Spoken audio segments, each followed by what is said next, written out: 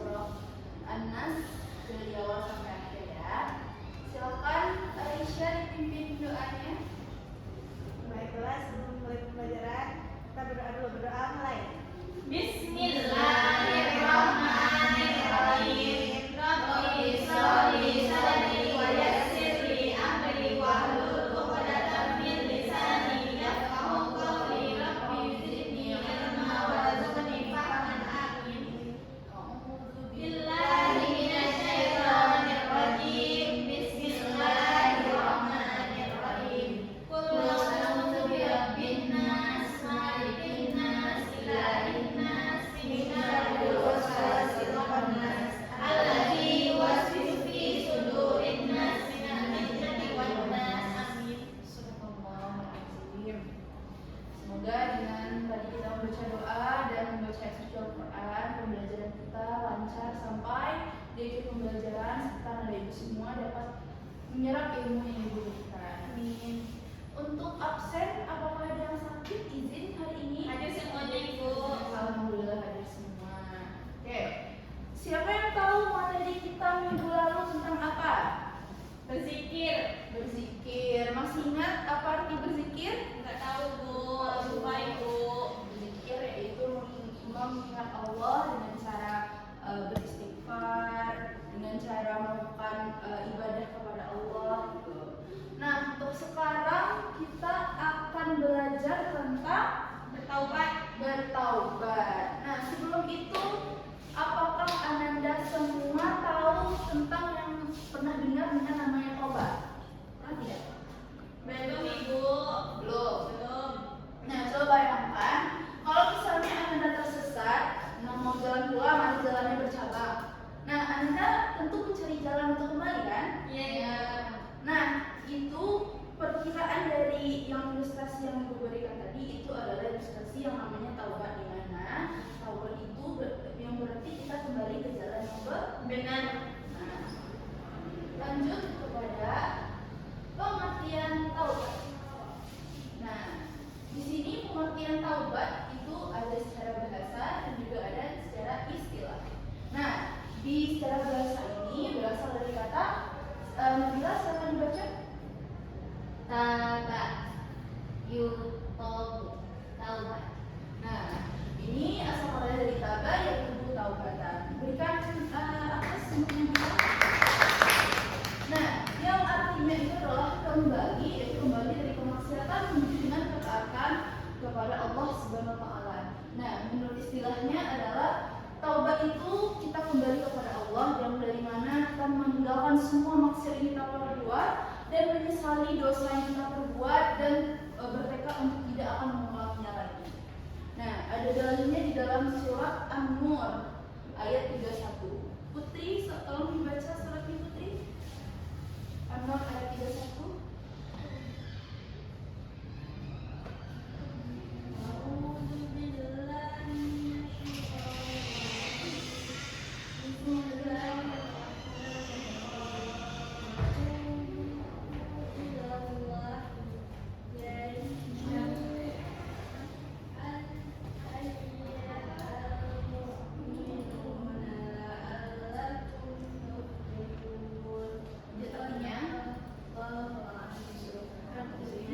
Dan bertaubatlah kamu semua kepada Allah, wahai orang-orang yang beriman, agar kamu beruntung.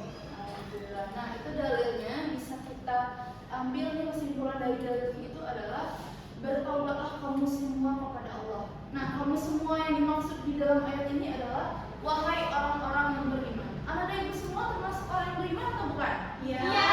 Nah, makanya disuruhkan untuk orang-orang beriman bertaubatlah segera. Agar apa? Agar tuntunan kita di akhirat nanti dosa kita itu sudah diperingan dan kita insya Allah akan masuk surga.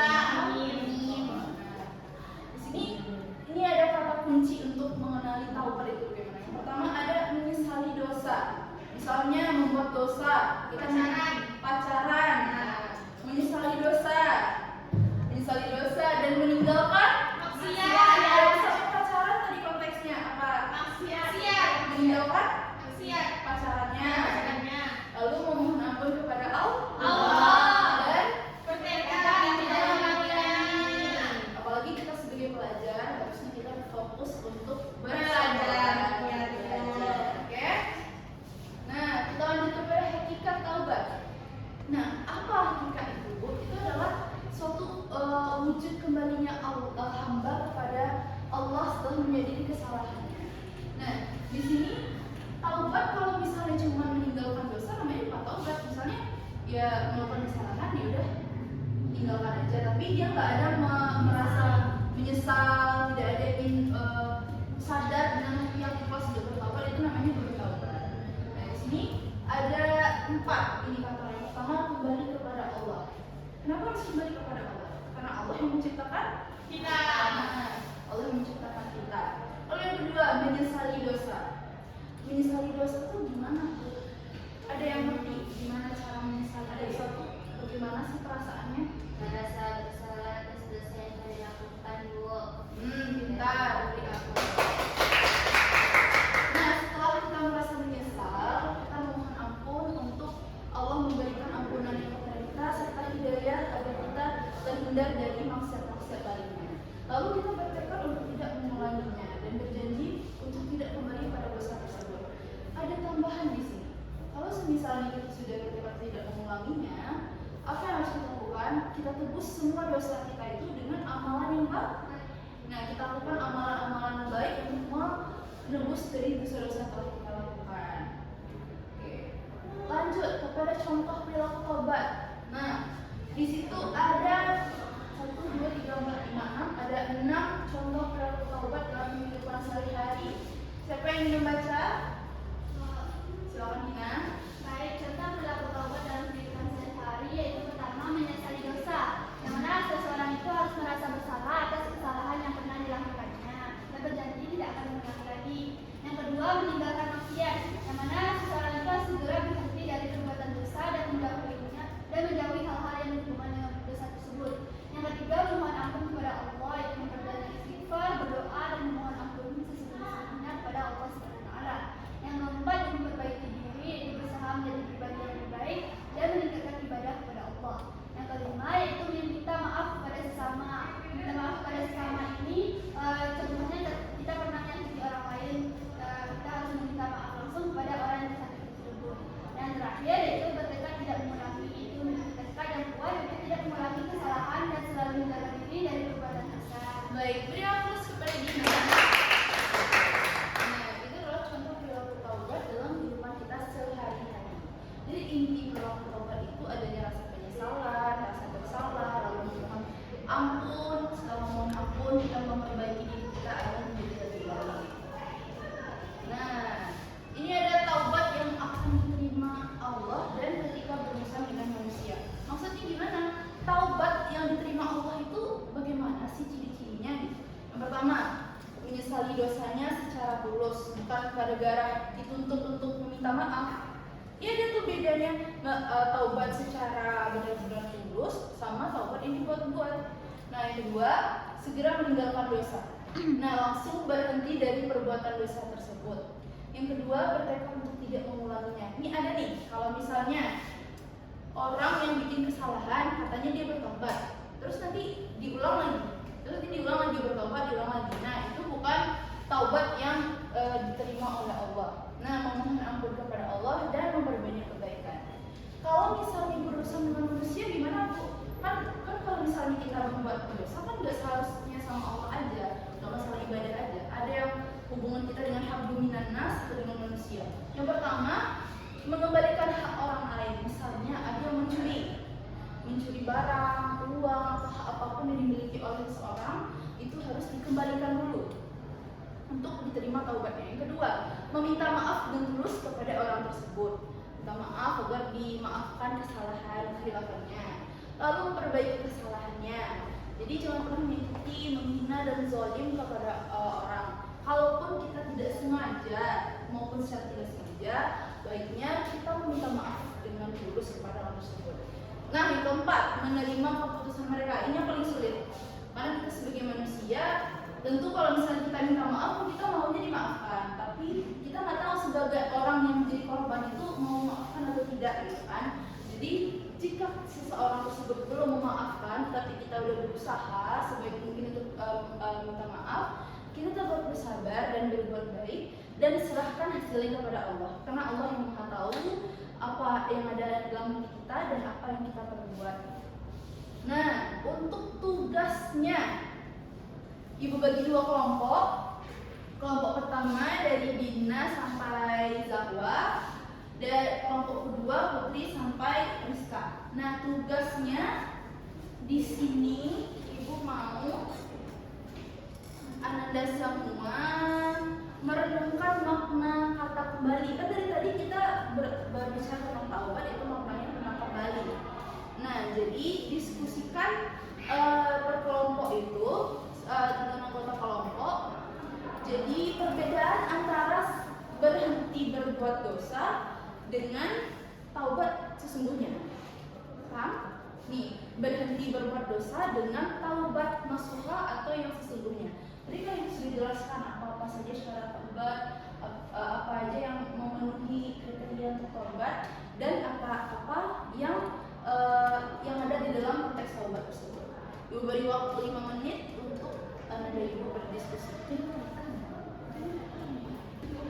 Siapa kelompok 2 udah? Nah, silakan berdiri Rizka. Berdiri Ibu.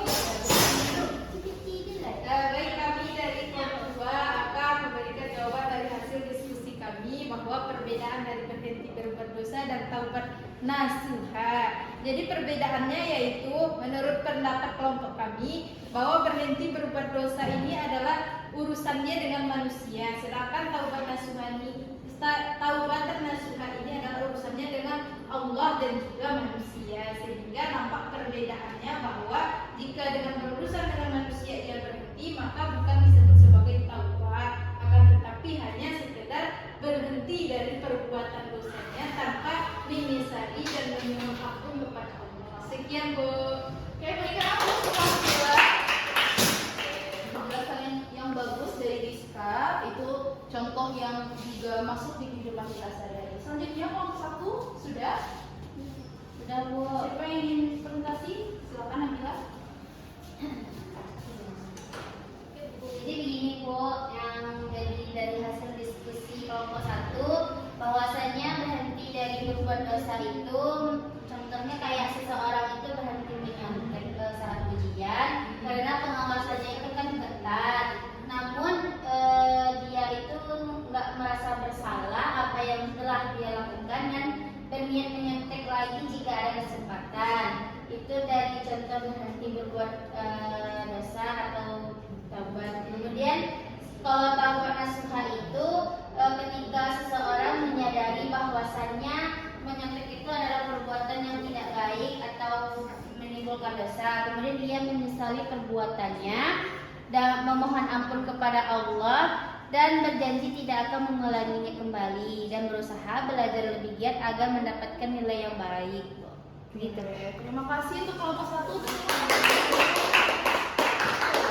Nah, dari kesimpulan 2 kelompok tadi, Ibu bisa melihat bahwa Anda dan Ibu semua sudah paham tentang apa itu taubat, apa itu hakikatnya, contoh taubat yang sebenarnya itu apa.